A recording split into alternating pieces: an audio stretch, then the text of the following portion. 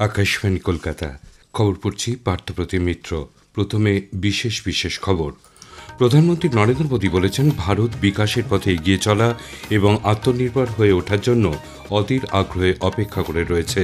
তিনি গতকাল নতুন দিল্লিতে ষষ্ঠ রামনাথ গোয়েঙ্কা ভাষণ দিয়ে বলেন, সব চ্যালেঞ্জের মোকাবিলা করে ভারত দ্রুত গতিতে এগিয়ে চলেছে।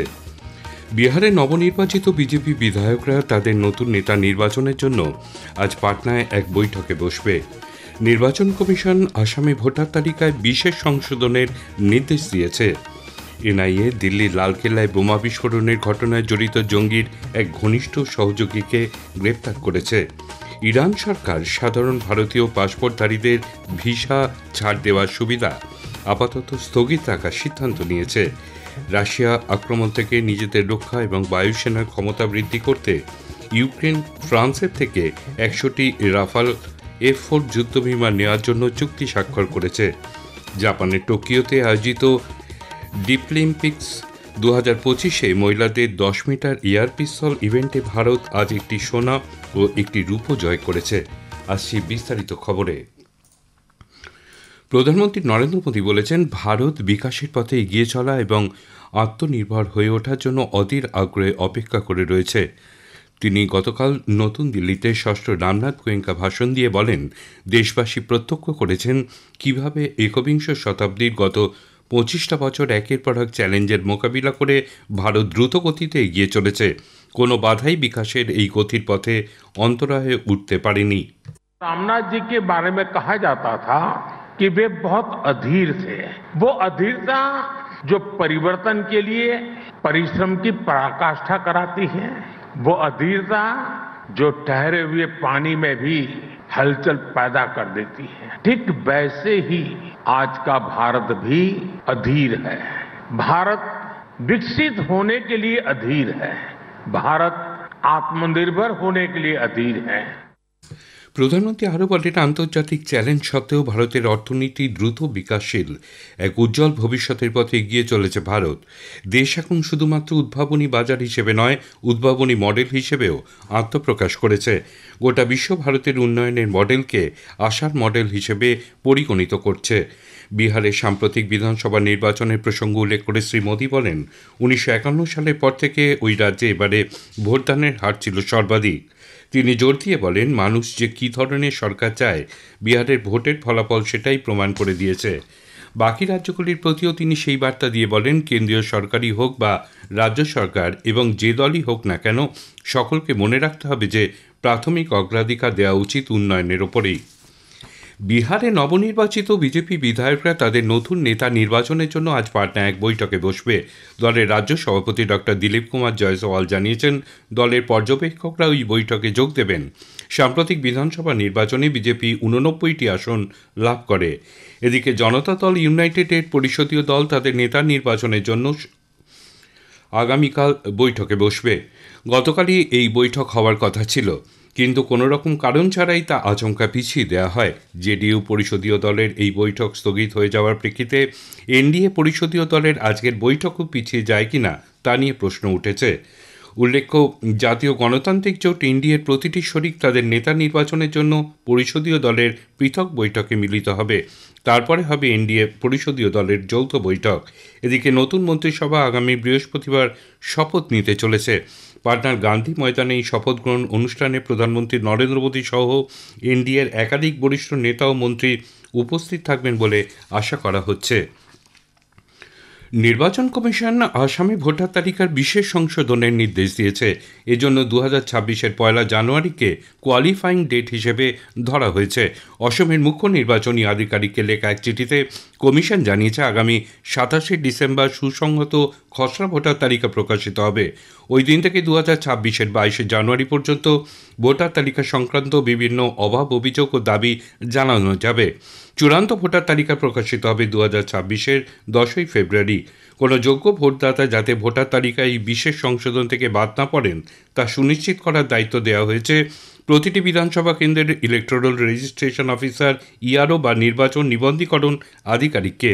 একই সঙ্গে কোনো অযোগ্য ভোটদাতাও যাতে তালিকায় অন্তর্ভুক্ত না থাকেন তাও নিশ্চিত করতে হবে তাদেরই।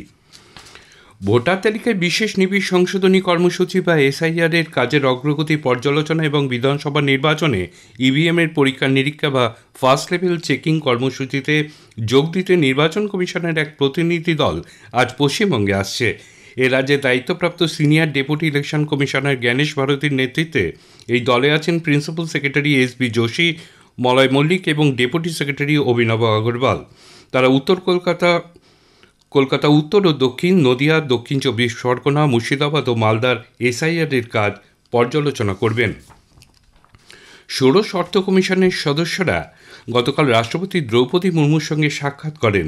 দলের নেতৃত্ব ছিলেন চেয়ারম্যান ডক্টর অরবিন্দ পানাগড়িয়া। পরে সামাজিক মাধ্যমের এক বার্তায় রাষ্ট্রপতি মুর্মু জানান, বৈঠকের সময় অর্থ কমিশন 2026 থেকে 31 সালের জন্য তার রিপোর্ট জমা দিয়েছে। উল্লেখ্য, সংবিধানের 280 নম্বর ধারায় 1 নম্বর অনুচ্ছেদ অনুসারে রাষ্ট্রপতি এই ষোড়শ অর্থ কমিশন গঠন করেন। জাতীয় তদন্ত সংস্থা এনআইএ দিল্লির লালকেল্লায় বোমা বিস্ফোরণের ঘটনায় জড়িত জঙ্গিদের এক ঘনিষ্ঠ সহযোগীকে গ্রেপ্তার করেছে।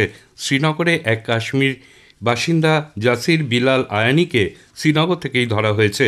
এনআইএ জানিয়েছে, আয়ানি ড্রোন পরিমার্জন করে বিস্ফোরণের আগে রকেট তৈরির চেষ্টা চালান। জঙ্গি উমার নবীর ঘনিষ্ঠ সহযোগী হিসেবে কাজ করতেন তিনি এবং বিস্ফোরণের ষড়যন্ত্রের পিছনে তার সক্রিয় ভূমিকা ছিল। তদন্তকারী সংস্থা জানিয়েছে, বিস্ফোরণের প্রকৃত কারণ উদ্ঘাটন বিভিন্ন দিক খতিয়ে দেখা হচ্ছে। উল্লেখ্য, লালকেল্লায় ওই গাড়ির বিস্ফোরণে 10 জন প্রাণ হারান, আহত হন আরও 25 জন। লালকেল্লা বিস্ফোরণের ঘটনায় অভিযুক্ত আমির রশিদ আলীকে দিল্লি আদালত গতকাল 10 দিনের এনআইএ হেফাজতের নির্দেশ দিয়েছে। কাশ্মীরের বাসিন্দা আলী বিস্ফোরণে মূল অভিযুক্ত উমার মোহাম্মদ নবীর সঙ্গে ষড়যন্ত্রে লিপ্ত ছিল বলে অভিযোগ। এই খবর শুনছেন আকাশবাণী কলকাতা কেন্দ্র থেকে। আমাদের সঙ্গে শুনে যাচ্ছে ইউটিউব চ্যানেল আকাশবাণী সংবাদ বাংলা, ফেসবুক ও ইনস্টাগ্রামে আকাশবাণী সংবাদ কলকাতা এবং এক্স হ্যান্ডেল এআইআর নিউজ কলকাতাতে। ইরান সরকার সাধারণ ভারতীয় পাসপোর্টধারীদের ভিসা ছাড় দেওয়ার সুবিধা আপাতত স্থগিত রাখার সিদ্ধান্ত নিয়েছে। এ মাসের 22 তারিখ থেকে এই সিদ্ধান্ত কার্যকর হবে। ইরানে চাকরির মিথ্যা প্রলোভন দেখিয়ে ভারতীয়দের নিয়ে যাওয়া হচ্ছে অথবা তৃতীয় কোনো দেশে পাচার করে দেওয়া হচ্ছে, এই ধরনের কয়েকটি অভিযোগের প্রেক্ষিতে এই সিদ্ধান্ত। বিদেশ মন্ত্রক এক অ্যাডভাইজারি বা নির্দেশিকায় জানিয়েছে, ভবিষ্যতে কোনো অপরাধী যাতে ভিসা ছাড়ের সুবিধা অপব্যবহার করতে না পারে সেই উদ্দেশ্যেই এই পদক্ষেপ। আগামী 22শে নভেম্বর থেকে যে সমস্ত ভারতীয় নাগরিকের সাধারণ পাসপোর্ট রয়েছে তাদের ইরানে প্রবেশ অথবা ওই দেশের মধ্যে দিয়ে যাতায়াতের জন্য ভিসা লাগবে। ভারত ও রাশিয়ার মধ্যে সহযোগিতা আন্তর্জাতিক সম্পর্কের স্থায়িত্ব, উন্নয়ন এবং ক্রমবিকাশ গোটা বিশ্বের স্বার্থে গুরুত্বপূর্ণ। বিদেশমন্ত্রী ডক্টর এস জয়শঙ্কর গতকাল মস্কোতে রাশিয়ার বিদেশমন্ত্রী সার্গেই লাভারভের সঙ্গে বৈঠকের আগে এই কথা বলেন। ডক্টর জয়শঙ্কর জানান, ভারত ও রাশিয়ার মধ্যে 23তম বার্ষিক শীর্ষ সম্মেলনে যোগ দিতে রাশিয়ার রাষ্ট্রপতি ভ্লাদিমির পুতিনের ভারত সফরের জন্য সব রকম প্রস্তুতি নেওয়া হচ্ছে। রাশিয়ার আক্রমণ থেকে নিজেদের রক্ষা এবং বায়ুসেনার ক্ষমতা বৃদ্ধি করতে ইউক্রেন ফ্রান্সের থেকে 100টি রাফাল F-4 যুদ্ধবিমান নেওয়ার জন্য চুক্তি স্বাক্ষর করেছে। ফরাসি রাষ্ট্রপতি ইমানুয়েল ম্যাক্রোর উপস্থিতিতে প্যারিসের কাছে একটি বিমান ঘাঁটিতে এই চুক্তি স্বাক্ষরিত হয়। ইউক্রেনের রাষ্ট্রপতি ভ্লাদিমির জেলেনস্কি এই পদক্ষেপকে ঐতিহাসিক বলে উল্লেখ করেছেন। 2035 সালের মধ্যে এই 100টি রাফাল F-4 যুদ্ধবিমান ইউক্রেনের হাতে তুলে দেবে ফ্রান্স। আর্থিক লেনদেন এখনও চূড়ান্ত হয়নি, তবে এই চুক্তির রূপায়ণে ইউরোপীয় ইউনিয়ন সহায়তা দেবে বলে আশা প্রকাশ করেছে। বাংলাদেশ বিশেষ ট্রাইব্যুনাল গদিচ্যুত প্রাক্তন প্রধানমন্ত্রী শেখ হাসিনাকে মৃত্যুদণ্ড দেওয়ার পর বেশ কয়েকজন ভারতীয় কূটনীতিবিদ সমালোচনা করেছেন। 2003 থেকে 2006 সাল পর্যন্ত বাংলাদেশের ভারতীয় হাই কমিশনের দায়িত্বে থাকা প্রবীণ কূটনীতিবিদ বিনা সিকরি আন্তর্জাতিক অপরাধ ট্রাইব্যুনাল কোনো আইনি বৈধতায় প্রাক্তন প্রধানমন্ত্রীকে দণ্ড দিল সেই প্রশ্ন তোলেন।